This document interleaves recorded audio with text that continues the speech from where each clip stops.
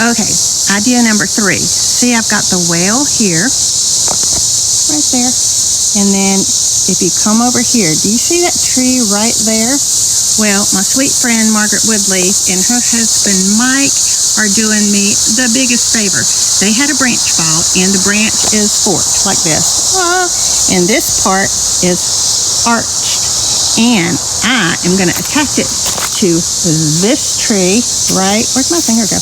Right there from behind, hang it over, and hang 2 ropes and a piece of wood on it and make it a little tree swing. No, it's not functional. I'll put a sign on the inside of the seat so nobody gets hurt. But it's going to balance off this because this side is too heavy on the left. But if I have a little tree swing hanging off an arch on the tree right, where'd my finger go? Right here, tree swing, it's going to be charming. All right, trying to build a storybook house, I mean, takes a little bit of creativity, and I'm having a ball with it.